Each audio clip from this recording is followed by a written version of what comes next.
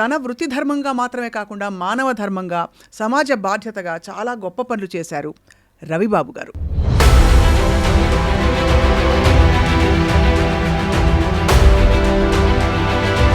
అసలు చిన్నప్పుడు మీకు క్లియర్ విజన్ ఉండేదా ఐఏఎస్ ఆఫీసర్ అవ్వాలని? మొట్టమొదటిసారిగా మా తండ్రి గారు నాకు ఇచ్చినటువంటి స్ఫూర్తి డాక్టర్ కావాలని చెప్పేసి. నేను ఎంత కష్టపడ్డా కూడా మా నాన్నగారి కోరిక నేను తీర్చలేకపోయాను. సమాజానికి ఒక మంచి పేరు, గుర్తింపు తెచ్చుకోవాలి అన్న ఉద్దేశంతో నేను ఈ కాంపిటేటివ్ ఎగ్జామ్స్ రాయటం ప్రారంభించాను. ఒక వివక్షపూరిత ధోరణి ఉండేదా సమాజంలో? లేదు, ఉండేది. మరోవైపు స్థిరపడాలని తల్లిదండ్రులు చెప్తారు కదా, అంటే ఫైనాన్షియల్ ఇండిపెండెంట్, ఉద్యోగం తెచ్చుకోవాలి. Very crucial decision. ఒక ఐపీఎస్ ట్రైనీ వారు ఈ మాట సందర్భంలో వాట్ ఇస్ యువర్ ఆప్షన్స్ అని అడిగారు. ఇప్పుడు నేను బోటనీ జువాలజీ అన్నాను. No it's a wrong choice. Anthropology తోటి నా విజయం సాధ్యమైంది. ఆ టైంలో మీరు ఐఏఎస్కి సెలెక్ట్ అయ్యారు అనగానే మైండ్ స్టేట్ ఎలా ఉండింది అప్పుడు? రిజల్ట్స్ కూడా ఇమీడియట్గా నేను చూసుకోలేదు. ఆఫ్టర్ 1 వీక్ తర్వాత నేను గ్రూప్ 1 సర్వీస్కి డిప్యూటీ కలెక్టర్గా సెలెక్ట్ అయ్యానని 1 వీక్ తర్వాత తెలిసింది. సివిల్ సప్లైస్ డిపార్ట్మెంట్లో చేశారు.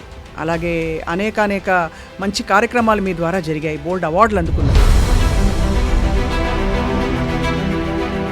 బాగా చేయాలనేటువంటి ఉత్సాహం ఉన్నటువంటి అధికారులకి ప్రతి పోస్ట్ కూడా ఒక ఛాలెంజింగ్ పోస్ట్ అండి. Achievement and personal fulfilment sir ఈ మొత్తం జర్నీలో. 33 సంవత్సరాలు మీరు. ముఖ్యంగా ఈ పట్టణాభివృద్ధిలో నేను చాలా సంతృప్తికరమైనటువంటి రిజల్ట్స్ నేను తీసుకొచ్చాను. విజయవాడ సిటీ రూపురేఖలు మార్చాం. దాదాపు 8,000 హౌసెస్ మనం పూర్ పీపుల్కి JNNRM కింద మేము కట్టాము. జస్ట్ ఒక 10% మాత్రం మిగిలిపోయింది. అప్పుడు ఆర్థికంగా మున్సిపల్ కార్పొరేషన్ నుంచి అంత సదుపాయం లేదు. కాంట్రాక్టర్స్కి బిల్స్ పెండింగ్ ఉన్నాయి. కార్పొరేషన్ బ్యాంక్ చైర్మన్ గారిని కలవటం జరిగింది. అది మణిపాల్లో ఉండేది. కర్ణాటక రాష్ట్రం వెళ్ళి చైర్మన్ గారు అపాయింట్మెంట్ తీసుకొని నేను కలిసి ఆయనకు ఒక ప్రజెంటేషన్ ఇచ్చాను.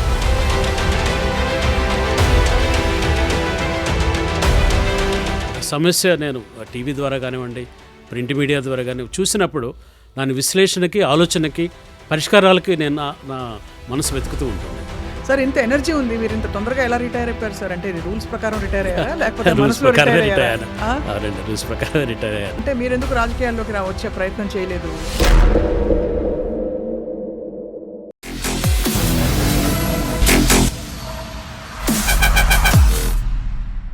అందరికీ నమస్కారం and welcome to this candid conversation. తెరపై ఉండే హీరోలని చాలా సందర్భాల్లో మనం కొనియాడుతాము, వాళ్ళ గొప్పతనాన్ని మనం చర్చించుకుంటూ ఉంటాం. కానీ తెర వెనక ఉండి, సమాజం నడుమ ఉండి, తెర మీద కనిపించకుండా చాలా సేవలు అందించిన గొప్ప హీరోల గురించి మాట్లాడడం కదా. ఇవాళ అటువంటి హీరో గురించి మాట్లాడబోతున్నాం. ఇండియన్ అడ్మినిస్ట్రేటివ్ సర్వీస్, ఐఏఎస్ అనగానే ఎక్కడ లేని జోష్ వచ్చేస్తుంది అందరిలో. అలాంటిది కుటుంబ నేపథ్యం ఎలా ఉన్నా కూడా అన్ని సవాళ్లను ఎదుర్కొని ఐఏఎస్లోకి అడుగుపెట్టి అనేక గొప్ప పదవులని అలంకరించి, ఆ తర్వాత ఆ పదవులలో తన వృత్తి ధర్మంగా మాత్రమే కాకుండా మానవ ధర్మంగా, సమాజ బాధ్యతగా చాలా గొప్ప పనులు చేశారు రవిబాబు గారు. ఇప్పుడు రిటైర్డ్ ఐఏఎస్గా వారి కళని మరింత ముందుకు తీసుకెళ్ళడానికి సిద్ధమవుతున్నారు. నేను రిటైర్ అయిపోయి ఇంకా ఇంటి పట్టున ఉండడం కాదు, సమాజం మధ్య ఉండి ఇంకా సేవ చేయాలంటున్నారు. వారి ప్రయాణం ఎలా కొనసాగింది? Let's meet this real hero Ravibabu గారు. నమస్కారం సార్. నమస్కారం సార్. ఐఏఎస్ అనగానే మాకు అలా ఉత్సాహం వచ్చేస్తుంది. సో మీరు ఎలా ఫీల్ అవుతారు ఒక ఐఏఎస్ ఆఫీసర్గా? ఇట్స్ ఏ గ్రేటెస్ట్ డ్రీమ్ అండి. ఒక గొప్ప కళ, భారతదేశంలో అత్యున్నతమైన సర్వీస్. అవును. సో ఆ సర్వీస్కి ఒక సామాన్య కుటుంబం నుంచి వెనక్కి అవ్వటము, మా సర్వీసెస్ ఇవ్వటము రైట్, నా అదృష్టంగా భావిస్తున్నాను. Sir, before we talk about your journey IAS ఆఫీసర్గా, అసలు చిన్నప్పుడు మీకు క్లియర్ విజన్ ఉండేదా ఐఏఎస్ ఆఫీసర్ అవ్వాలని? బికాజ్ మామూలుగా డాక్టరు, పోలీసు ఇలా నార్మల్గా అనుకుంటారు పిల్లలు. అవునండి. అంటే మొట్టమొదటిసారిగా మా తండ్రి గారు నాకు ఇచ్చినటువంటి స్ఫూర్తి డాక్టర్ కావాలని చెప్పేసి వారు నన్ను చాలా ప్రోత్సహించారు.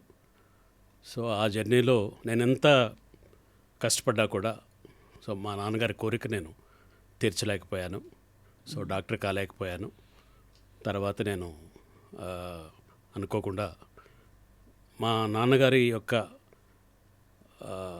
సంతోషం కోసం ఒక గొప్ప పని సాధించాలి, సమాజానికి ఒక మంచి పేరు, గుర్తింపు తెచ్చుకోవాలి అన్న ఉద్దేశంతో నేను ఈ కాంపిటేటివ్ ఎగ్జామ్స్ రాయటం ప్రారంభించాను.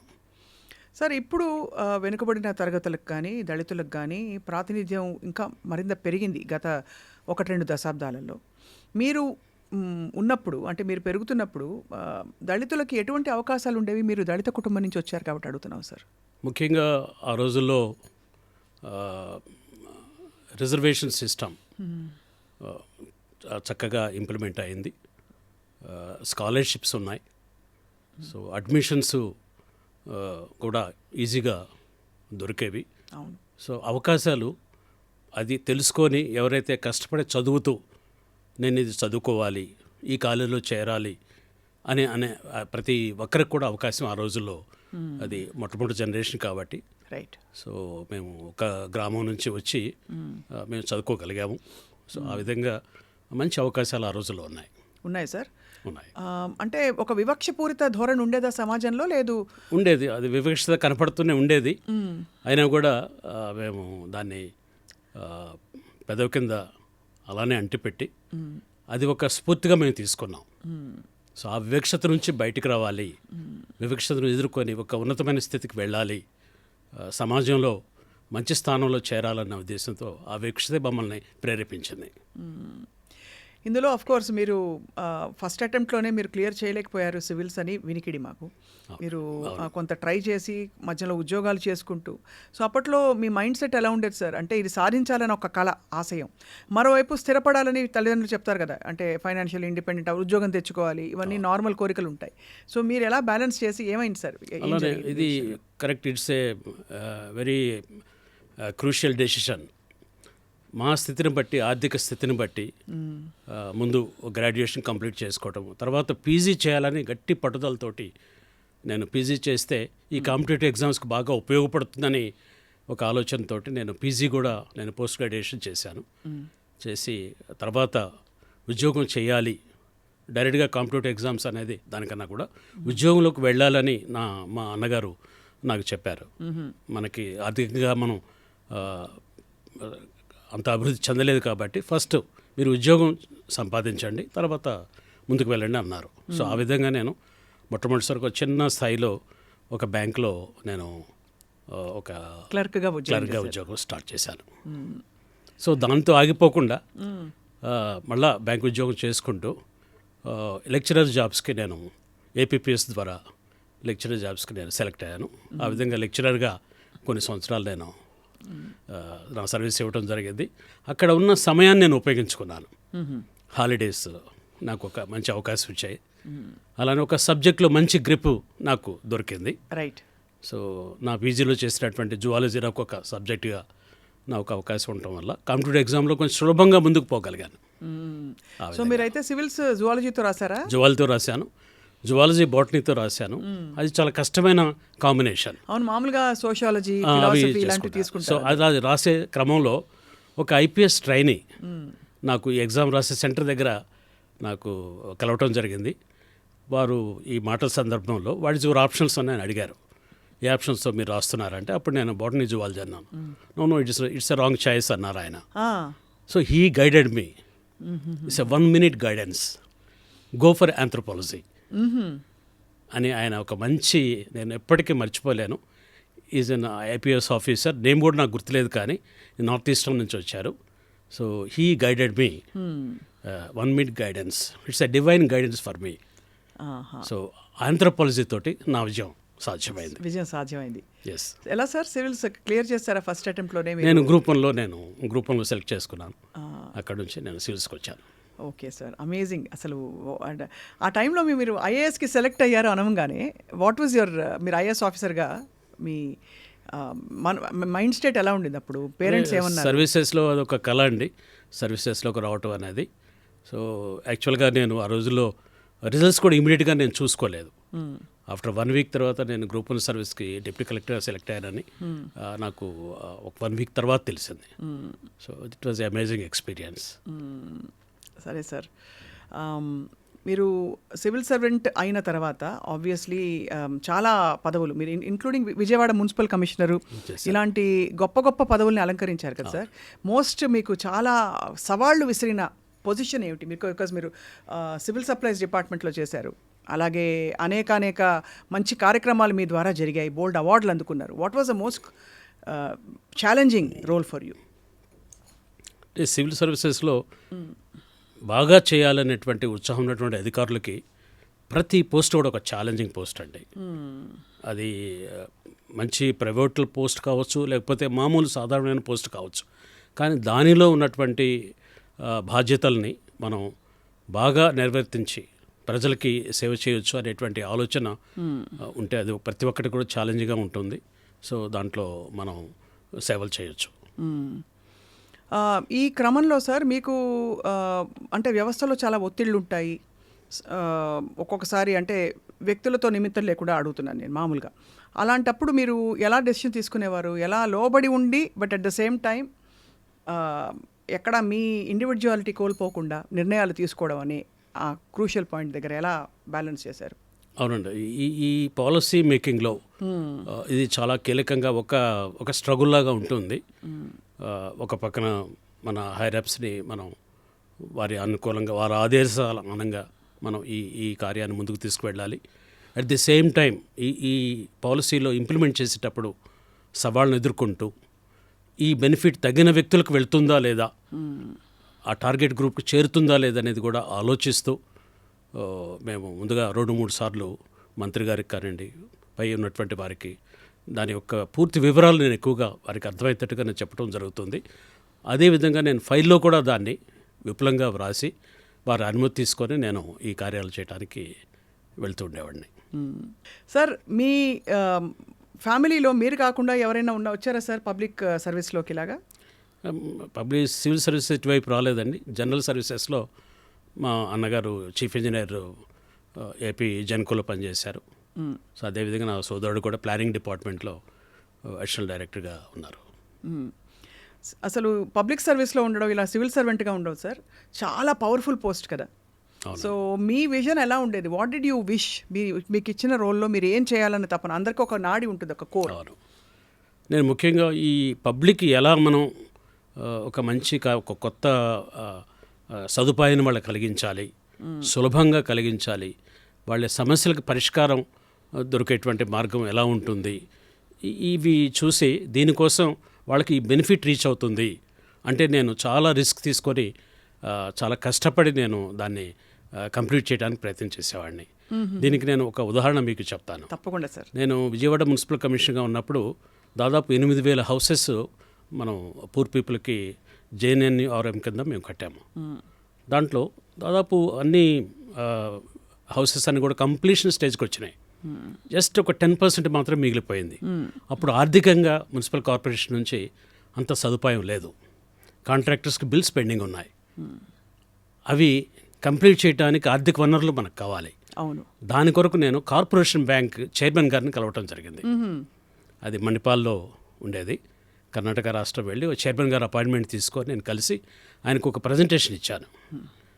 ఎందుకు ఇంత చిన్న అమౌంట్కి మీరు ఎందుకు ఒక 50-60 కోట్లు మాత్రమే లోన్ కోసం వెళ్ళాము, ఎందుకు ఇంత రిస్క్ తీసుకొని మీరు ఎందుకు వచ్చారు అని అడిగారు ఆయన. నేను ఒకటే చెప్పాను, అక్కడ ఈ 6,000 హౌసెస్ నేను షిఫ్ట్ చేస్తే ఈ 6,000 మంది ప్రజలు చాలా బీదవారు. అటు కెనాల్స్ పక్కన, రోడ్డు పక్కన ఎంక్రోచ్మెంట్స్లో అతి దమనీయమైన స్థితిలో చిన్న చిన్న ఇళ్లలో వాళ్ళు ఉంటూ ఉన్నారు. ఒక చిన్న గదిలో ఒక 5-6 కుటుంబ వ్యక్తులు ఉంటారు. వారందరికీ ఈ సదుపాయం కలిగిస్తే వాళ్ళు ముందు రెంటల్స్ బర్డన్ నుంచి విముక్తి అవుతారు, మంచి ఆరోగ్యకరమైనటువంటి ఇంట్లో ఉంటారు, పిల్లలకి మంచి సదుపాయాలు, ఆ డబ్బుని రెంటల్కి ఏదైతే మనం ఖర్చు పెడుతూ 3,000-4,000 కడుతూ ఉన్నామో అది పిల్లల చదువులకి, వాళ్ళ ఆరోగ్యానికి, ఆ కుటుంబానికి ఉపయోగపడుతుంది. త్వరగా వాళ్ళని ఆ కొత్త ఇంట్లోకి ఇచ్చి వారికి ఈ సదుపాయం కలిగిస్తే ఆ కుటుంబంలో చాలా మార్పు వస్తుందని వారికి నేను ఎక్స్ప్లెయిన్ చేశాను. అది వారికి బాగా నచ్చి ఇమీడియట్గా ఆ లోన్ శాంక్షన్ చేశారు. ఆ విధంగా హౌసెస్ కంప్లీట్ చేసి విజయవాడ పట్టణంలో చాలామందికి ఈ పథకం ద్వారా నేను లబ్ధి చేకూర్చాను. డైరెక్ట్గా ప్రజలకి మనం చేసిన పని వల్ల మంచి జరిగింది అన్నప్పుడు వాళ్ళ మొహాల్లో చిరునవ్వు, సంతృప్తి, ఒక నమ్మకం, అది ఊహించుకోవడం చాలా కష్టం సార్. అంటే అవునండి, వాళ్ళ ముఖ్యంగా అది ఆ బెనిఫిట్ చేరినప్పుడు ఇంకొక అనుభవం కూడా మీకు చెప్తాను. విజయవాడ మున్సిపల్ కమిషనర్గా ఉన్నప్పుడు చాలామంది వర్కర్స్ చాలా చిన్న వయసులో చనిపోతారు. ఎందుకంటే వాళ్ళు హెజార్డియస్ జాబ్ చేస్తారు. ఓడవటము, డ్రైనేజ్ క్లీన్ చేయటము, ఇవన్నీ కూడా హెల్త్ పాడవుతూ ఉంటుంది, చనిపోతారు. వాళ్ళకి కారుణ్య అపాయింట్మెంట్స్ వాళ్ళ పిల్లలకి ఇవ్వాలి. సో ఆ విధంగా నేను వెళ్ళి అక్కడ చెక్ చేసినప్పుడు దాదాపు 250 మందికి ఈ కంపాషనేట్ అపాయింట్మెంట్స్ పెండింగ్ ఉన్నాయి. అవి నేను ఒక 1 వీక్ 1 మంత్లోనే అన్ని ఎంక్వైరీస్ చేయించి వారి కుటుంబాలకి నేను ఉద్యోగాలు ఇవ్వాలని చెప్పేసి వారికి ఉద్యోగం ఇచ్చాను. అప్పుడు వాళ్ళ కళ్ళల్లో ఆనందం చాలా గొప్పగా అనుభూతి నేను చూశాను.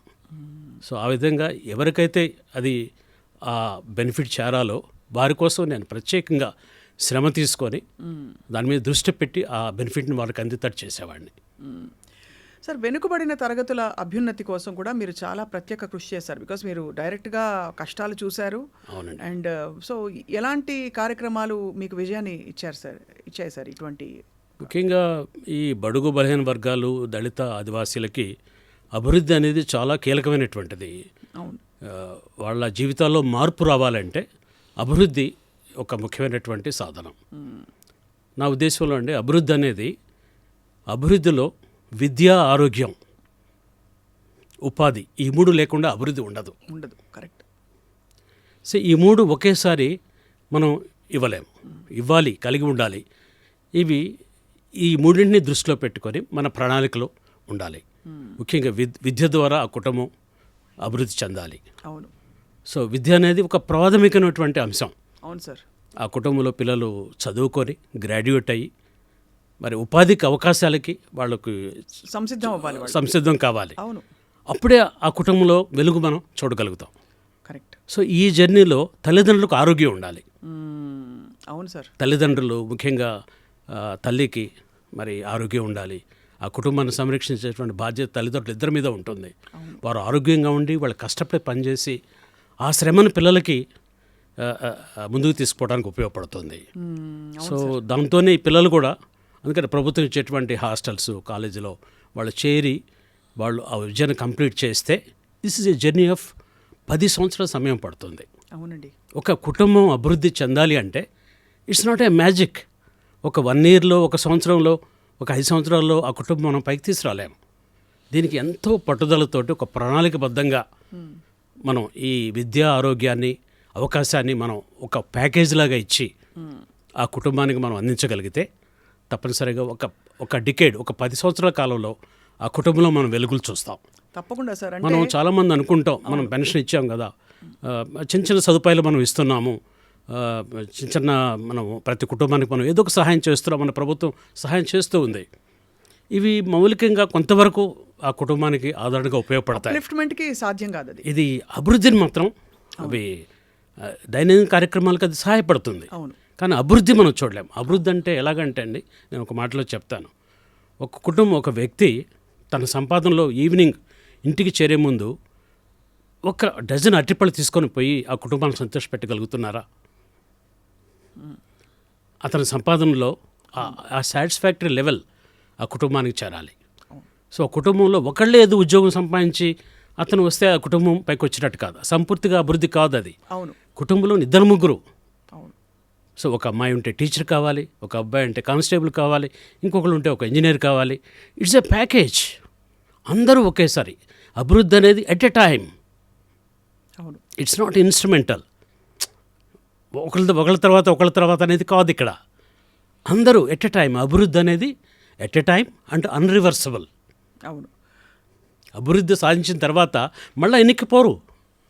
అండ్ మీరు అనేది దానికి వాళ్ళకి కావాల్సిన పరిస్థితులు సమకూర్చాలి. అంటే విద్యకి, ఆరోగ్యానికి సమాన అవకాశాలు, ఉపాధి ఉంటే మళ్ళీ వెనక్కిపోడు, మళ్ళీ కష్టాల్లో పడ్డు. విద్య ఉంటే విద్యతోటి అనేక అవకాశాలు అతను చూసుకుంటాడు. అవును. అతని విజన్ వైడ్గా ఉంటుంది. Correct sir. ఒక ఉద్యోగం కోల్పోయినా ఇంకొక ఉపాధిలోకి వెళ్తాడు. అవును. సో ఇంకొక వ్యాపారం చూస్తాడు. మల్టీ డైమెన్షనల్ స్కిల్ డెవలప్ కావాలి. సో అప్పుడే అభివృద్ధి సాధ్యపడుతుంది. ముఖ్యంగా ఆదివాసీలు, దళితులు ఇది సాధించిన రోజే అది అభివృద్ధి అండి. అంబేద్కర్ కళ కూడా అదే. అవును సార్. సమాన అందరూ చదవాలి, కుటుంబంలో అందరూ చదవాలి. అమ్మాయిలు, బాలికలు చదవాలి, అబ్బాయిలు చదవాలి. వారందరూ చదివి వారు నైపుణ్యతను సాధించి ఉద్యోగ, ఉపాధి అవకాశాల్లో ముందుకు వెళ్ళినప్పుడే అంబేద్కర్ కళ సాకారం అవుతుంది. ఈ మధ్య కాలంలో బాగా ఫోకస్ పెరిగింది కదా 2 తెలుగు రాష్ట్రాల్లో కూడా. ఇక్కడ అంబేద్కర్ గారి విగ్రహం దాదాపుగా ఒక దిక్సూచిలాగా గత ప్రభుత్వం నిర్మించి ఆ విధంగా వాళ్ళు కొనసాగారు. ఇప్పుడు ఆంధ్రప్రదేశ్లో కూడా అదే చేస్తారు. అండ్ అంబేద్కర్ ఫిలాసఫీ ఇప్పుడు జనంలోకి విపరీతంగా పుంజుకోవడానికి కారణాలు ఏంటంటారు సార్? అవగాహన చైతన్యం పెరిగిందంటారా? చైతన్యం తప్పనిసరిగా పెరిగిందండి. అంబేద్కర్ గారి యొక్క ఆయన విగ్రహమే ఒక స్ఫూర్తిలాగా చైతన్యంలాగా కనపడుతూ ఉంటుంది. సో ముఖ్యంగా ఆయన అందరూ యాక్సెప్టబిలిటీ ఎందుకు వచ్చిందంటే ఇంతవరకు గతంలో ఆయన ఒక రిజర్వేషన్ పాలసీలో మంచి అవకాశాలు క్రియేట్ చేశారు. విద్యా తర్వాత చట్టసభలో కూడా అవకాశాలు వచ్చినాయి. అది కాకుండా ఈ సమాజంలో ఇప్పుడు ఏంటంటే స్త్రీల హక్కుల కోసం పోరాడినట్టుగా అందరూ గుర్తించారు. కార్మికులు వాళ్ళ హక్కుల కోసం పోరాడినట్టుగా అందరూ గుర్తించారు. సో అందరి కోసం ఈ మహానుభావుడు ఆ రోజులో ఎంతో త్యాగం చేశారు. ఎంతో ఆలోచన చేసి రాజ్యాంగంలో అనేకమైనటువంటి మార్పులు మెలకులు ఆయన అన్ని సెక్షన్స్ అన్ని ఆర్టికల్స్ చొప్పించి అందరి అవకాశం కొరకు అందరి అభివృద్ధి కొరకు ఆ రాజ్యాంగంలో పొందుపరచడం జరిగింది. అది తెలుసుకున్నప్పుడు అందరూ యాక్సెప్టబిలిటీ పెరిగింది. అవును, అందరికీ చైతన్యం వచ్చింది. That's a Ambedkarism. ఆ చైతన్యం ఇప్పుడు బాగా కనిపించి మనకి ప్రాతినిధ్యం కూడా అదే విధంగా కనిపించడం ఆశాజనకంగా ఉంది సార్. ఎందుకంటే మీరు అన్నట్టుగా అందరూ నిజంగా ముందరికి కదులుతున్న పరిస్థితులు చాలా చోట్ల చూస్తున్నాం మనం. వెదర్ రాజకీయ ప్రాతినిధ్యం కావచ్చు, చట్టసభల్లో. అది సార్ మీరు తల్లిదండ్రులు ఎంత పాటుపడతారో అని చెప్పారు. మీ తండ్రి గారు మీకోసం చాలా కష్టపడ్డారు కదా సార్ మీరు? అవునండి, తప్పనిసరిగా ఆయన మర్చిపోలేను వారి కష్టం.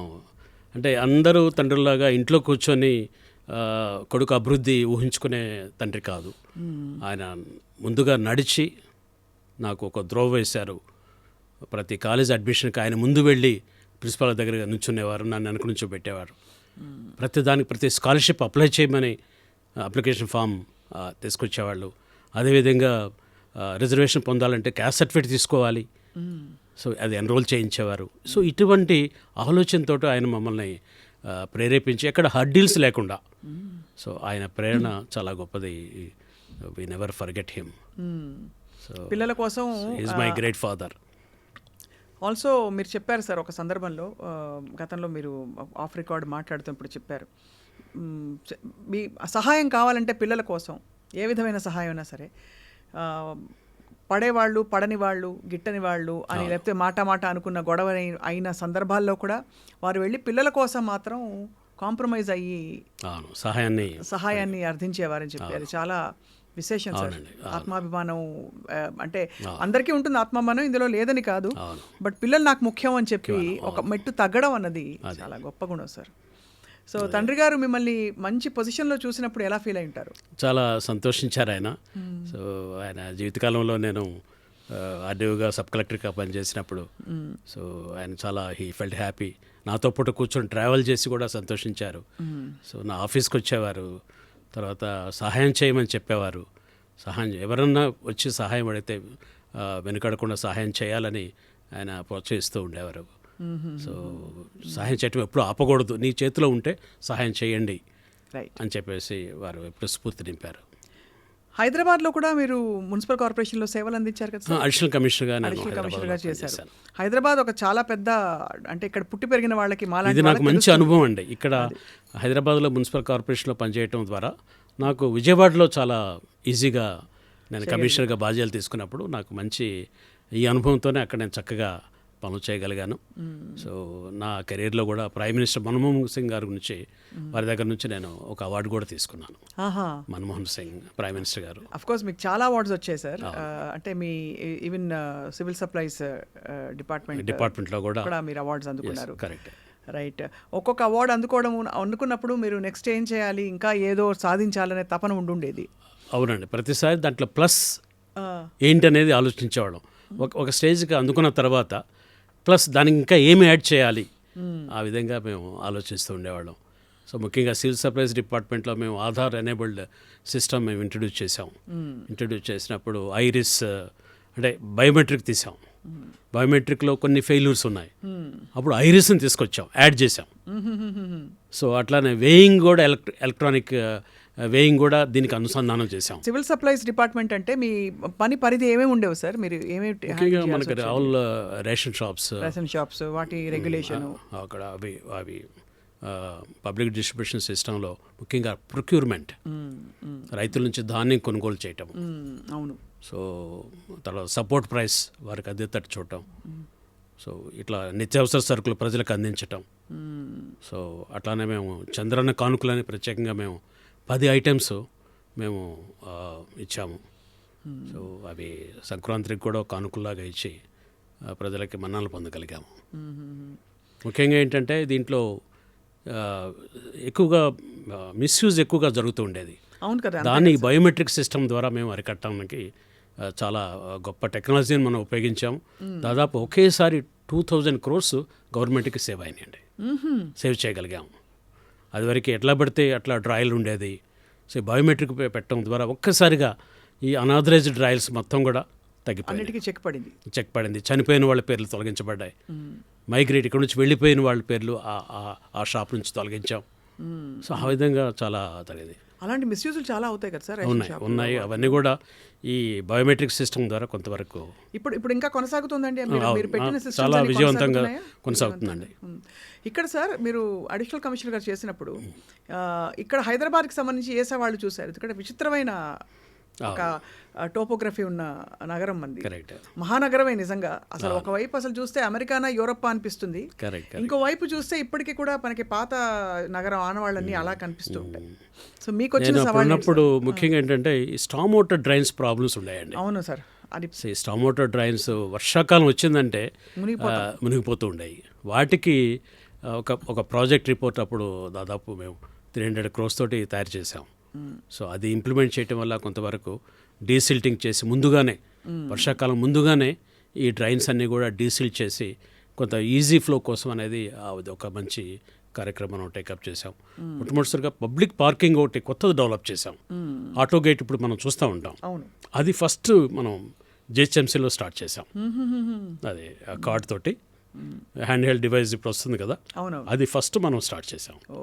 సో ఈ రెండు అప్పుడు సంజయ్ జాజు గారు మున్సిపల్ కమిషనర్గా ఉండేవారు, వారి ఆధ్వర్యంలో ఈ కార్యక్రమాలు చేశాం. అట్లానే elections, first MLC elections house legislative కౌన్సిల్ని రీస్టార్ట్ చేశారు రాజశేఖర రెడ్డి గారు.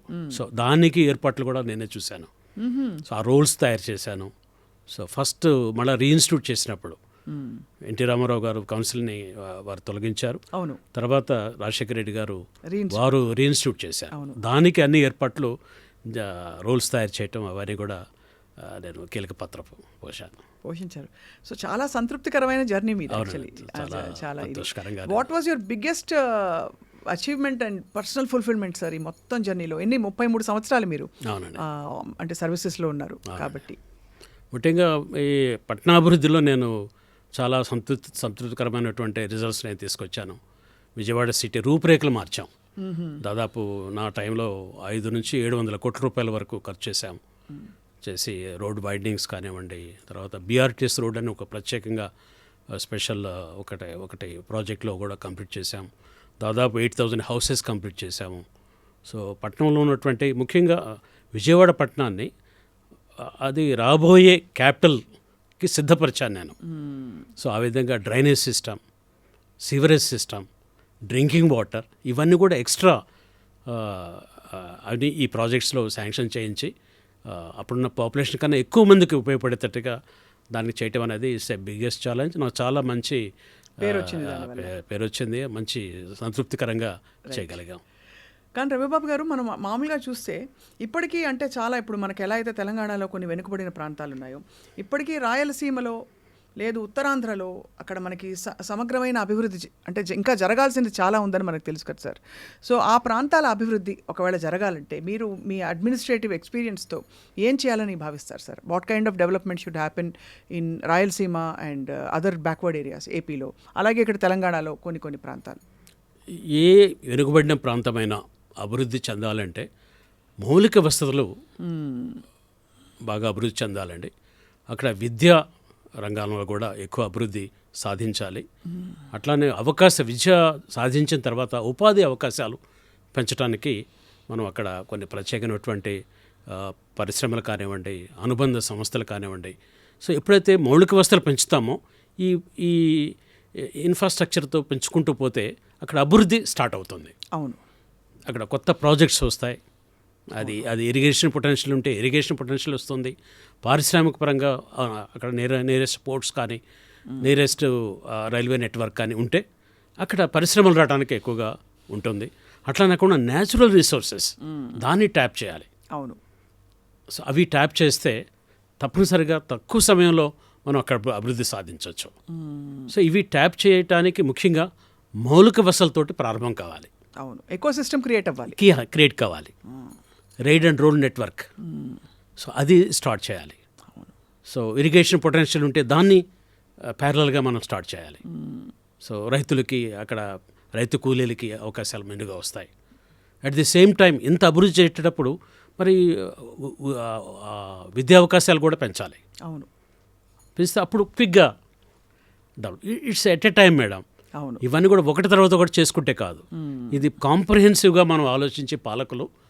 సో దీని అన్నిటి కూడా ఒక్కో దానికి బేస్ చేసుకొని ఇంటర్ రిలేటెడ్గా అన్నీ ఒకేసారి ముందుకు తీసుకుపోతూ ఉంటే సడన్గా మనకి అభివృద్ధి కనపడుతుంది. అవును, it's just like sun rise.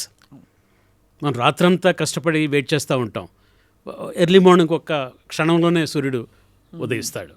అదేవిధంగా మనం ఈ వెనుకబడిన ప్రాంతాల్లో మౌలిక వసతులు, అట్లానే విద్యకు సంబంధించినటువంటి ఇన్స్టిట్యూషన్స్, అట్లా న్యాచురల్ రిసోర్సెస్ని మనం ట్యాప్ చేయడం కోసం అక్కడ గనులుంటే గనులు, లేకపోతే మరి ఏమి ఉన్నాయో అవన్నీ చూసి వాటికి తగిన విధంగా అభివృద్ధి పరచడానికి.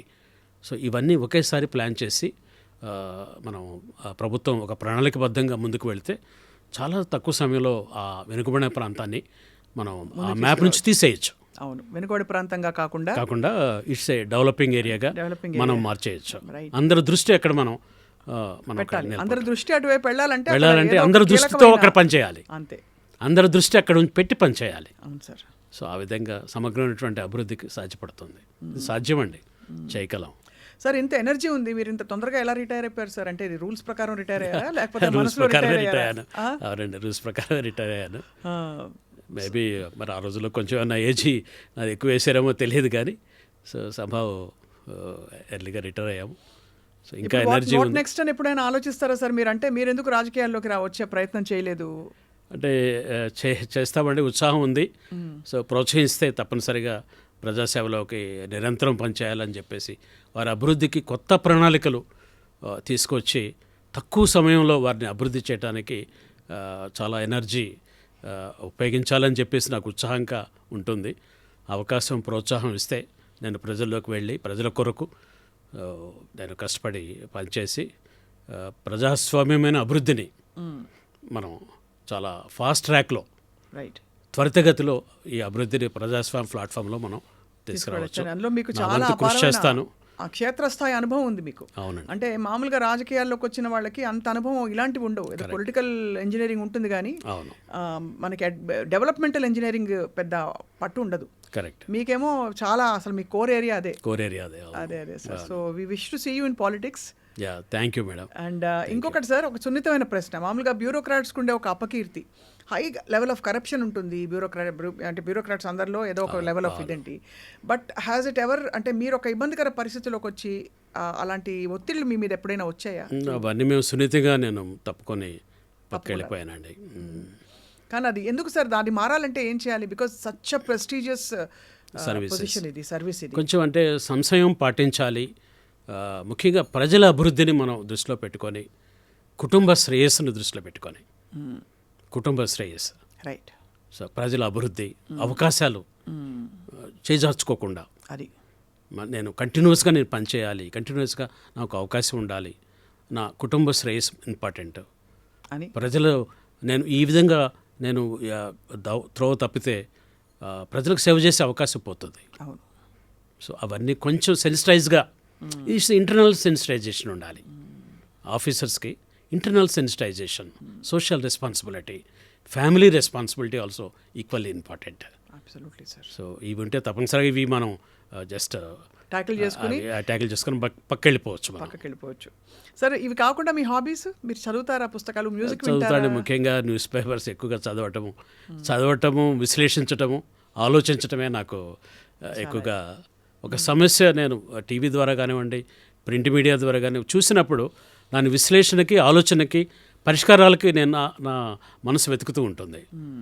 పరిష్కారాలను వెతికేటువంటి మనసు నాకు. ఒక సమస్య నాకు కనపడితే దానికి ఇన్స్టెంట్గా పరిష్కారం ఎలా, దీనికి ఏ విధమైన పరిష్కారం మనం చూపించవచ్చు అనే ఆలోచన ఎప్పుడు తప్పన ఉంటుంది. సో అదే నా హ్యాబీ. చదువుతూ ఉంటాను. సో ప్రింట్ ఎలక్ట్రానిక్ అంటే లైవ్గా సమాజంలో మనం ఉండాలి అంటే లైవ్గా జరుగుతున్నటువంటి పరిస్థితుల్ని ఎప్పటికప్పుడు తెలుసుకుంటూ అటు టీవీ ద్వారా కావచ్చు, పత్రికల ద్వారా కావచ్చు, లైవ్గా మనం సమాజంతో పాటు మనం లైవ్గా ఉండి ఆ సమస్యలకి పరిష్కారం మన వంతు కృషి చేయడానికి కూడా మనం ఆలోచన చేస్తూ ఉండాలనేదే. అధికారిగా ఏదో రిటైర్ అయ్యి ఇంట్లో కూర్చోటం అది నాకు పెద్దగా ఇష్టం ఉండదు. దానికి మళ్ళా నా వంతు పరిష్కారాలు ఎలా చేయగలము, అవకాశం ఇస్తే ఎలా చేద్దాం అనే ఆలోచన ఎక్కువగా నన్ను ప్రేరేపిస్తూ ఉంటుంది. ఇప్పుడు దేశంలో ఉండే పోకళ్ళు ఎలా ఉన్నాయి సార్? అంటే రాజకీయాల్లోకి వెళ్లకుండా పోకళ్ళు ఆఫ్ ఇప్పుడు మనకి చాలా పెద్ద పెద్ద నిర్ణయాలు జరిగిపోయాయి. ఒక డిమానిటైజేషన్ జరిగింది, నల్లధనాన్ని వెనక్కి తీసుకొచ్చే ఒక కార్యక్రమం మొదలుపెట్టారు, రామ మందిర నిర్మాణం జరిగింది. ఇవన్నీ కూడా ఎటువైపు వెళ్తున్నాయి? కామన్ సివిల్ కోడ్ అంటున్నాము. సో వాట్ ఈస్ యువర్ మీ ఆలోచన ఏంటి దీనిపై సార్? ఒకటండి, మనకి ఇవన్నీ కూడా చూసినప్పుడు కాన్స్టిట్యూషన్ ఈజ్ ఇది హోప్. ఈ కాన్స్టిట్యూషన్ తప్పనిసరిగా ఇవన్నీ మంచి వైపు నడిపించగలదు. మంచికి ఈ కాన్స్టిట్యూషన్ ఒక అర్థంలాగా కనపడుతుంది. It will protect the people. అవును, ఇట్ విల్ ప్రొటెక్ట్ ది ఎటువైపు జరిగినా కూడా, ఎటువైపు ప్రజలకి సర్వీసెస్ రాకుండా ఉన్నటువంటి పరిస్థితుల నుంచి చక్కబెట్టడానికి ఈ కాన్స్టిట్యూషన్ మనకు ఉపయోగపడుతుందండి. అది నాకు చాలా ఆశాభావం. ఎందుకంటే అంబేద్కర్ గారు ఆ కాన్స్టిట్యూషన్లో ప్రజాస్వామ్యకి ఇచ్చినటువంటి విలువలు చాలా గొప్పగా ఉన్నాయి. దీంట్లో ఒక ప్రత్యేకత ఏమిటంటే ఈ మన కాన్స్టిట్యూషన్లో దాంట్లో సంక్షేమము, అభివృద్ధి రెండు ఇంటర్నల్గా ఉంటాయి. అవును, సంక్షేమం చాలా కీలకం కదా సార్. ఇది కాన్స్టిట్యూషన్లో ఇన్బిల్ట్ మెకానిజం. ఈ రెండు మనకు పూలదండ కనపడుతుంది, కానీ లోపల ఒక దారం ఉంటుందనేది మనం కట్టిపెడుతుంది. అదేవిధంగా మన కాన్స్టిట్యూషన్ కూడా ఈ ప్రజాస్వామ్య విలువల్ని కాపాడుతూ అది ముందుకు తీసుకుపోతుంది. ఈ దేశానికి తప్పనిసరిగా మంచి మార్గాన్ని ఇస్తుంది.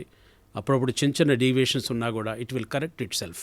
అంటే మన కోర్సు, మన ప్రయారిటీస్, మన అజెండా దేశానికి ఏమిటి అనే కోణం నవతరం నవ పొలిటీషియన్స్గా వచ్చేవారు దీన్ని చాలా అధ్యయనం చేసుకోవాలి. దేశానికి ఎటువంటి దార్శనికతతో కూడినటువంటి నాయకత్వం కావాలి అనేది యువ నాయకుల మీద ఆధారపడింది. అవును, వారు గట్టిగా ఈ ప్రజాస్వామ్య విలువల్ని, మన రాజ్యాంగాన్ని దృష్టిలో పెట్టుకొని వాళ్ళు ఆశయాలు ముందుకు తీసుకుపోతే ఇది సాధ్యం. Finally sir, I would like to ask you, మీరు చాలామంది ఇటువంటి మార్గంలో నడుస్తూ మీలాగా మంచి ఐఏఎస్ ఆఫీసర్ అవ్వాలంటే, లేదు సివిల్ సర్వీసెస్లో ఐపీఎస్ వాట్ ఎవర్ సేవలు అందించాలంటే వాళ్ళకి మీరు ఇచ్చే సూచన, సలహా ఏంటి సార్? తప్పనిసరిగా అండి, ఇది ఒక యువతరం వాళ్ళ చదువుల్లో ఉన్నప్పుడే ఒక గోల్గా పెట్టుకొని దానికోసం పట్టుదలతో చదివి, ముఖ్యంగా ఆశయం కోసం, అంటే మనం ఈ సివిల్ సర్వీసెస్ సాధించేది ఏదో ఫైనాన్షియల్గా పైకి వస్తామని, స్థిరపడతామని అలా కాదు. దాంతోపాటు సేవలు చేయొచ్చు, ఉత్తమమైన సేవలు అందించడానికి, సమాజంలో ఉన్నటువంటి రుగ్మతల్ని తగ్గించడానికి. సో ఇది మంచి ఆయుధంగా ఉపయోగపడుతుంది. యువత ముందుకు రావాలి, ఇది చూస్ చేసుకోవాలి, ధైర్యంగా పనిచేయాలి. అవును, సర్వీసెస్ రావటం ఒక ఎత్తు, సర్వీసెస్ వచ్చిన తర్వాత ధైర్యశాస్త్రాలతో పనిచేయాలి. అది చాలా పెద్ద యాక్చువల్లీ చూస్తే మీరు సాక్రిఫైస్ సార్, బికాస్ మీరు నిత్యం పబ్లిక్ లైఫ్లో ఉండాలి. ఒకటి కొంత పవర్ ఉన్నట్టు కనిపిస్తుంది, కానీ ప్రైవేట్ సెక్టర్లో ఉన్నంత అన్ని ఫెసిలిటీస్, అన్ని బెనిఫిట్స్ కూడా ఉండవు కదా సివిల్ సర్వీసెస్లో. జీతాలు కానీ వాట్ ఎవర్ చాలా మోడరేట్గానే ఉంటాయి కదా సార్. అవును, బట్ ఇట్స్ ఎ గుడ్, మంచి శాలరీస్ ఉన్నాయి, మంచి పే కమిషన్ ఉంది. సో అన్ని సదుపాయాలు భారత ప్రభుత్వం ఇస్తుంది. ఇంకా అది టైం టు టైం పెరుగుతూ ఉంటాయి. అవునవును, దాని గురించి మనం వరిగానక్కర్లేదు. బయట ఎంత కష్టం ఉంటుందో అంత అక్కడ ప్రివిలేజెస్ ఉండొచ్చు, బట్ ఇక్కడ కూడా ప్రభుత్వం తప్పనిసరిగా time to time pay scales పెంచుతుంది. అన్ని సదుపాయాలు దీంట్లో ఉంటాయి, అన్ని రిలాక్సేషన్స్ ఉంటాయి. సో మంచి సౌకర్యాలు మన సర్వీసెస్లో కూడా ఉంటాయి.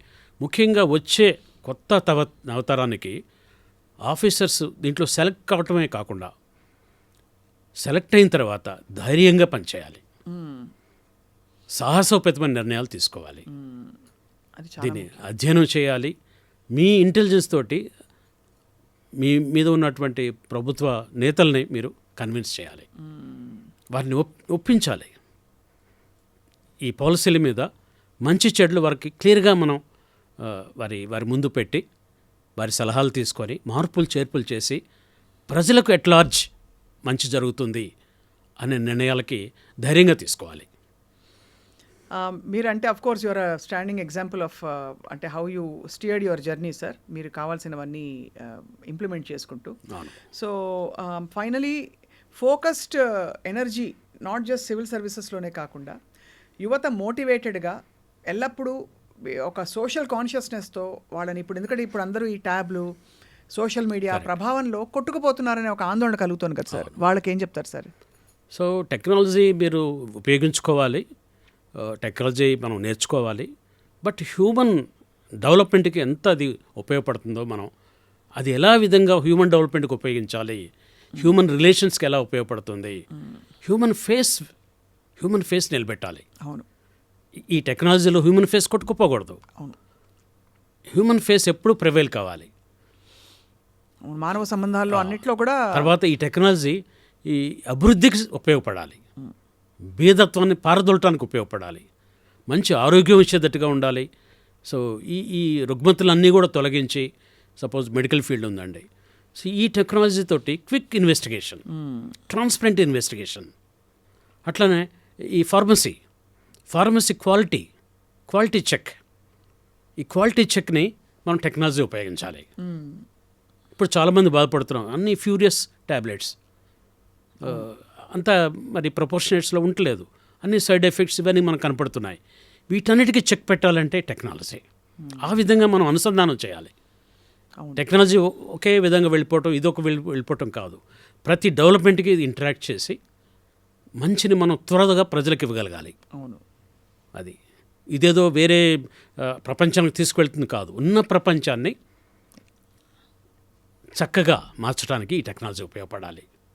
ముఖ్యంగా హెల్త్ ఫీల్డ్, అవును, ఎడ్యుకేషన్ ఫీల్డ్, సో వీటిలో ఇది చాలా అనుసంధానమై ఉండాలి.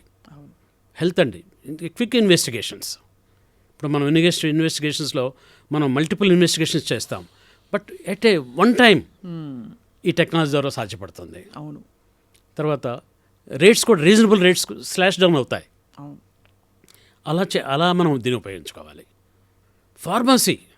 ఫార్మసీ రంగంలో క్వాలిటీ చెక్ ఏది, క్వాంటిటీ చెక్, ఎంత రిక్వైర్మెంట్, ఎంత పొటెన్సీ కావాలి, these are all the measures we have to incorporate and అంటే I think it will offset some of the evils we're seeing now. Sir మీ ఇంటర్వ్యూలో మీకు క్వశ్చన్ గుర్తుందా? చెప్పండి. మీకు ఇంటర్వ్యూ అయిందా సివిల్స్ అప్పుడు? అయిందండి, ఇంటర్వ్యూ అయింది. ఏమన్నా క్వశ్చన్ మీకు గుర్తుందా సార్? ఎక్కువగా సబ్జెక్ట్ మీద ఎక్కువగా అడుగుతారు. ఆ రోజుల్లో సబ్జెక్ట్ మీద ఎక్కువ కాన్సన్ట్రేట్ చేసేవారా? ఏమన్నా క్లిష్టమైన ప్రశ్న వేశారా, మీకు గుర్తుందా? క్లిష్టం అంటే ఎందుకు మీరు చూస్ చేసుకుని అనేది ఒక కామన్ క్వశ్చన్ మనకి. దానికి ఏం చెప్పారు సార్ మీరు?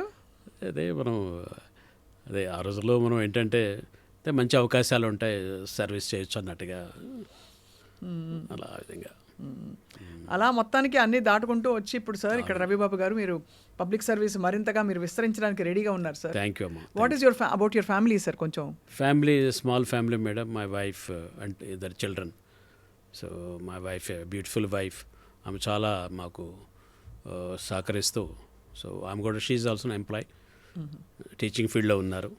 వారు మాకు ఎప్పుడు ఫ్యామిలీని బాగా ఎక్కువగా మోటివేట్ చేస్తూ పిల్లలు మన ముందుకు తీసుకువెళ్తూ ఉన్నారు. పిల్లలు ఇటువైపు వచ్చారా సార్ సివిల్ సర్వీస్? లేదండి, వాళ్ళు జస్ట్ ఐటీ రంగంలో ఉన్నారు, విదేశాల్లో ఉన్నారు. Wonderful sir. చాలా అంటే ఎంతమంది మీలాంటి గ్రేట్ ఆఫీసర్స్ పాటుపడితే ఈరోజు మనకు ఒక సేమ్ సొసైటీ, ఒక ఇన్ఫ్రాస్ట్రక్చర్, ఒక ఎకోసిస్టమ్ ఉందో, it's hard to imagine. Thank you so much for all the great work you've done sir, and we wish to see you spreading your wings further and serving the society. Thank you madam, thank you so much. Thank you. IDream యజమాన్యానికి ప్రత్యేకంగా ధన్యవాదాలు తెలియజేస్తున్నాను. ఈ platform ద్వారా ప్రజలందరితో మాట్లాడటానికి, నా అనుభవాలని పంచుకోవటానికి, ముఖ్యంగా ఇది నాకు సహాయపడుతున్నందుకు ప్రత్యేకంగా ఇది వీక్షించే ప్రతి ఒక్కరికి నేను ధన్యవాదాలు తెలియజేస్తున్నాను. ఐ డ్రీమ్ వారికి ప్రత్యేకంగా ధన్యవాదాలు తెలియజేస్తూ సెలవు తీసుకున్నాను. So kind of you sir. Thank you. Thank you madam.